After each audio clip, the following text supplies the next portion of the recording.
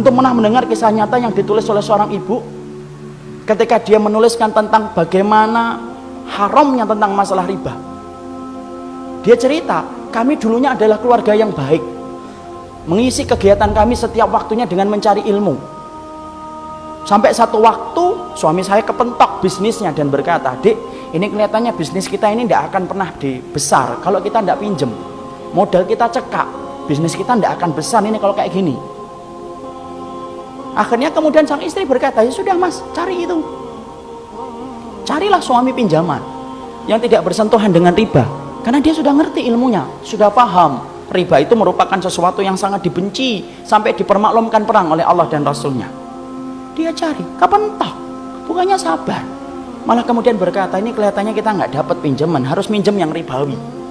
Istrinya yang sama-sama sudah ngaji berkata kepada suaminya, "Ya sudah mas, pinjem aja kalau memang itu terpaksa." Nah kita ini gampang sekali ngomong dorurah. Nanti tutup dengan sholat, banyak sedekah. Riba mah tidak bisa ditutup dengan sholat dan tidak sedekah. Emang antum kira dengan kemudian riba setelah itu sedekah, kemudian sedekah antum diterima? Tidak diterima sedekah orang yang dari riba. Jangan dianggap remeh riba itu ikhwan. Karena kalau kita nggak ngingetin ini, rusak negara kita ini gara-gara riba. Karena Allah permaklumkan perang. Akhirnya singkat ceritanya kemudian akhirnya bersentuhan. Mereka ngerti ilmunya tetapi tidak mampu menampik lambean pinjaman ribawi ketika itu begitu menggiurkan. Apa yang terjadi? Allah memberikan istidraj. Usahanya berhasil, gede. Maka kemudian sang istri bercerita ketika usahanya semakin besar, maka kegiatan kami yang setiap harinya mengkaji, mendatangi majelis ilmu kemudian jarang kita datangi karena kesibukan kami untuk kemudian mengatur bisnis kami. Suami saya kemudian mulai jauh dari kajian ilmu. Suami saya kemudian mulai menjauh dari panggilan sholat dengan alasan sedang rapat ataupun sedang nganter barang. Puncak-puncaknya kemudian terjadilah satu dosa besar yang dilakukan oleh seorang suami di mana istrinya tidak lagi bisa memaafkan.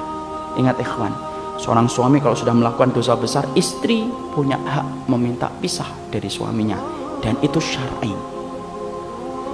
Maka suaminya melakukan dosa besar, akhirnya apa? Tidak bisa dimaafkan. Akhirnya apa? Kapal rumah tangga itu karam, tenggelam.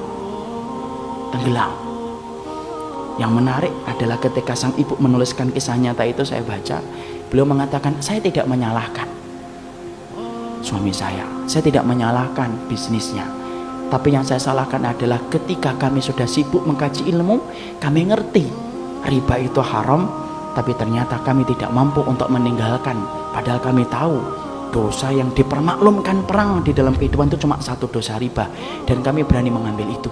Sampai kemudian akhirnya Allah memberikan musibah dalam kehidupan.